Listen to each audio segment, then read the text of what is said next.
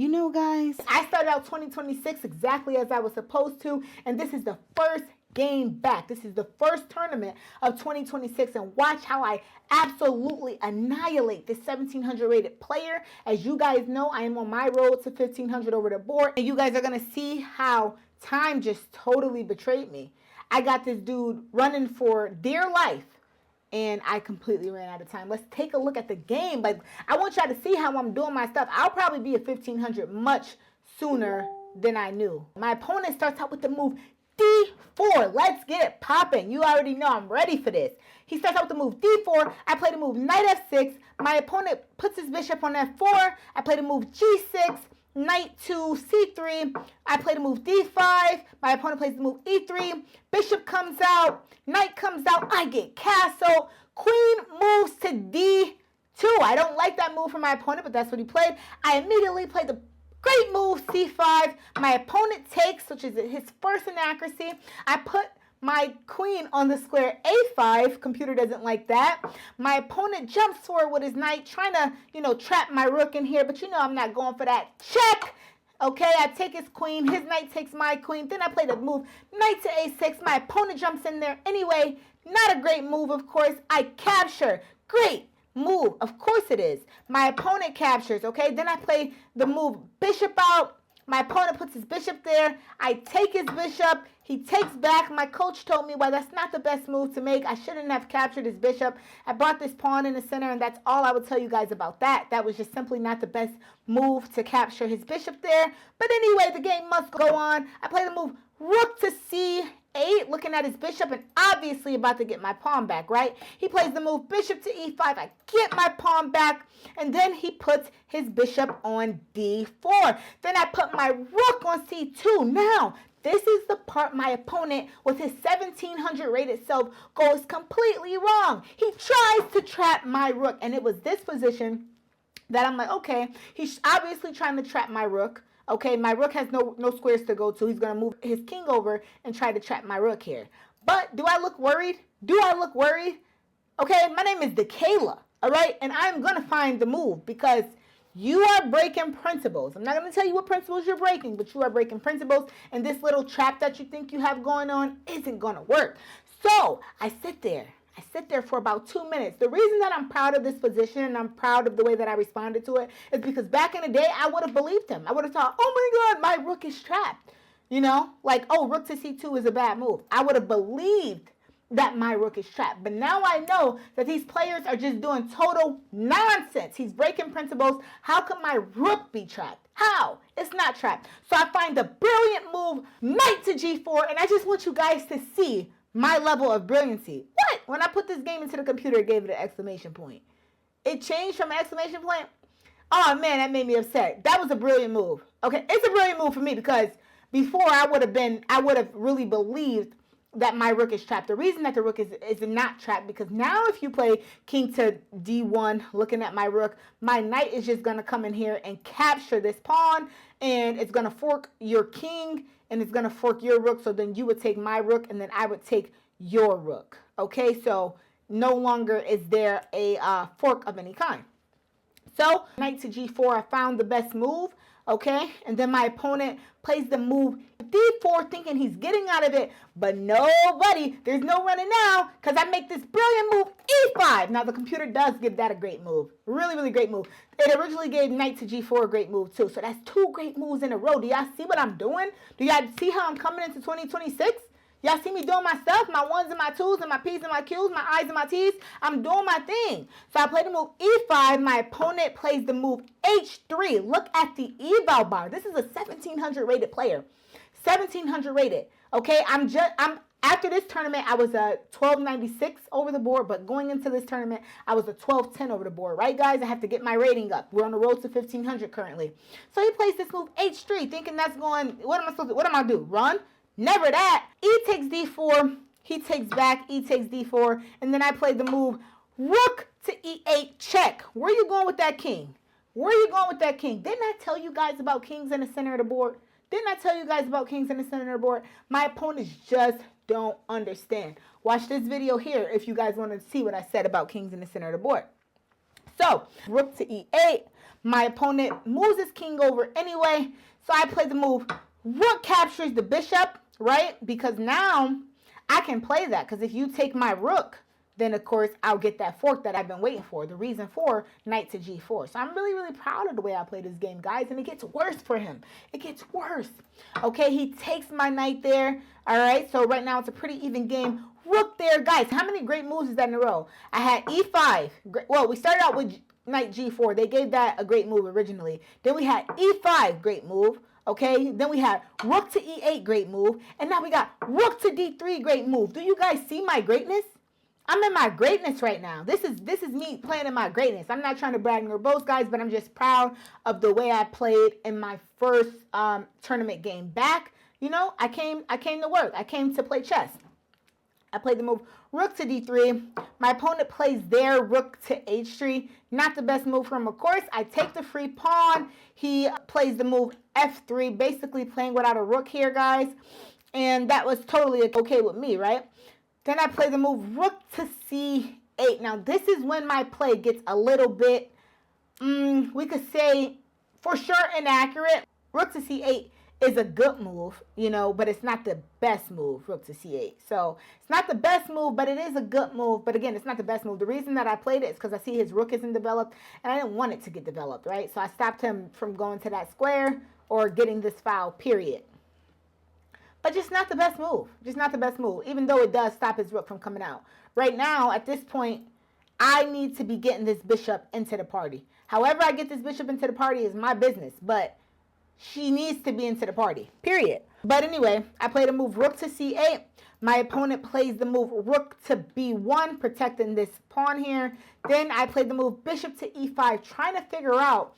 And this is where my game kind of, like I said, it becomes a little bit inaccurate. This is the position where I have already done the hard part. I've got myself to an absolutely dominating position. Look at the computer. Black is better by 4.5 points. 4.5 full points, black is better here. So I've done the hard work already. Now I just need to close the game out. At this point, my clock is ticking. I'm probably at 6 minutes at this point. I've done the work.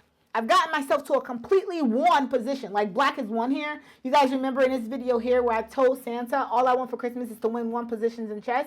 Obviously, Santa doesn't care about what I want because in this game, if he did, I would have won. You know what I mean? But I ran out of time. So at this point, I'm about 6 minutes on the clock, but I did the hard part. I got through to this completely dominating position. So I played a move rook to c8, and this is when I get a little bit inaccurate, just a little bit. We went from great move after great move after great move. When you get a great move or a brilliant move, that means you found the best move. Now I'm getting just good moves, right? It's not the best, not the best. My opponent plays his rook there, guarding this, unprotect this pawn here, afraid that I'll capture. Then I play the move bishop e5. My opponent moves his pawn there, just stopping me from getting on this diagonal here, which is pretty annoying for me, right? But, you know, again, you can't believe him, you know? I have this piece. So this piece is going to do her job, but you know, I let this pawn move kind of stop me in a way. Then I move my rook over. He plays that move, protecting his pawn there. I bring my other rook into the game. King runs. I play my rook there. He asks my rook a question. My rook comes here. His rook comes there. So basically, he's just guarding everything, right? And after the game, that's what he said. When you went up a pawn, I just told myself I'm just going to play the defense and just try to guard all my pieces. But the thing is that you can't hold this position. It's literally impossible. You can't hold this position. One, I played it wrong, and 2, I just didn't have enough time to play it correctly. The whole key to this right now is to get this bishop on a diagonal that makes sense. Right now, where it's at is just not making sense, right? So I played a move f5, right? And this is a terrible move. Again, this is when I start playing a bit inaccurate and obviously in time trouble here. So I get to playing that's a very inaccurate move. Very, very inaccurate. He takes, I take back. Here I am ruining my king's safety. My king is totally safe. Why would I play a move like f5? That does nothing for me in this position. You know, I understand that I'm trying to get in there and maybe push this pawn and get my bishop on this diagonal, but there are other ways to get my bishop there. I just couldn't find it. My opponent makes that move. I played check again, another mistake. These tiny, tiny mistakes under time pressure is what's gonna cause me to lose the game. So it was just time pressure, guys. As you can see, I got to a completely winning position, and at this point, it's damn near close to even. So I'm in a way ruining the position. King goes there. I go check. That was a miss. King F3 turned out to be a blunder for him. He would have either got mated or he would have lost one of these guys, right? And guys, at this time, you know, we are both very, very close to like 4 minutes, and pretty soon we both stop taking our score sheet because we're just getting really, really low on time. So at this point, I'm about 4 minutes on the clock. He plays king to f2. Bad move for him. I played a move bishop to d4, finally getting his bishop on the square that I like. And then he plays the move king to f1, guys. So here I'm not playing bad chess, right? I'm still completely dominating against the 1700 rated player. Completely dominating. You know, I got these pieces into the attack here. I should be able to close this out, right? I played a move rook to e3. Inaccurate, but not losing. Still completely winning. Here, he plays the king over there. I call this check. He brings his king back. Check again. He brings his king back. And then I played the move rook to c2 here. And this is the point where we start writing down moves. So at this point, I believe I got about 3 minutes, maybe 30 seconds on my clock. And he's got maybe about 4 or 5 minutes. We stop keeping track of the game here. Pretty much what happens is we get into a really, really bad time scramble. And I lose on time. At this point, I got, you know, about 3 minutes on my clock. And I think that I was just so focused. It just looks so, this just looks like there's a mate here. And I'm just taking, I only got 3 minutes on the clock. And my problem in this position is I'm just taking my time, like my sweet time. Not sweet time, like I'm obviously moving as fast as I can, but I'm trying to find checkmate. I'm trying to find checkmate. But the reality is that those little inaccuracies and mistakes that I made earlier on in this position contributed to me kind of still having trouble. So I just went all about this in the wrong way. And this position here, no matter what he does, he's completely lost. Okay? This evaluation is what it is. You know, black is clearly winning. And unfortunately, with the time that I had, it basically got into some type of scramble here where we traded off our minor pieces or something. It got into a very, very time scrambled thing. And I think that eventually this pawn freed up and I should have just pushed this pawn down, you know, but I was so focused. I was so hyper focused on this mate that I just couldn't see beyond it. So, you know, guys, I came into this game and did exactly what I was supposed to, but I got into some time pressure and I just couldn't close it out. But what a beautiful game by me. Like, you know, these are the type of games where I'm going to win these games. It's just a matter of time. You know, my opponents are not just going to keep getting away with what they're getting away with in this, and I'm just going to lose on time, or these things are just not going to keep happening. So, you know, these kind of losses, as I'm becoming a 1500 over the board, he's a 1700 over the board. So, in reality, I'm not supposed to beat him. You know what I mean? But this is just a pure example of I'm much stronger than what I'm rated, you know. He plays the move queen d2, I attack, you know, and we go at it. Take his queen, and, you know, I get a much better position than this guy. Much better position. Get my pawn back. Okay, he thought he's trapping my rook. I get great move after great move, okay, after great move. Like, it's only a matter of time before they see that. It's not even about them, but I'm just saying, it's just a matter of time before I start really winning these one positions. It's just a matter of time. Takes the bishop. So guys, this was a great game. And this position here, I'm just one. Black is just one. This is the position that, you know, I worked so hard for, but unfortunately my clock just got so low. I worked really hard to get a position like this, and I'm winning the game. There's no reason for black to lose here. And of course, if I had more time, I would have figured out how to do right by that bishop, get her in the game, and close this one out. But this is the position that this game led us to, and I'm just clearly better.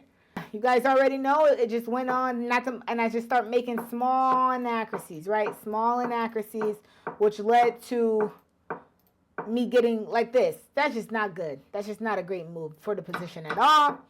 And at this point, I just have to, you know, and at this point, I'm still better. Even with the small inaccuracies I made, at this point, I'm still better here. But You know, I just run out of time and I just can't figure this out. I got the king on the run. You know, I got all these pieces into the attack, but I just was unable to figure this out in 3 minutes, you know? So that's something that I'm definitely going to be using as a training strategy to get better in time scrambles, right? Because this game, you know, I couldn't find the best moves in this little bit of time. So can you believe that this 1700 rated player beat me when he lost the game? Like he lost like three times. I just ran out of time, guys. So I guess it happens. I appreciate you guys for taking a look at this game with me. And yeah, I'll see you in the next one.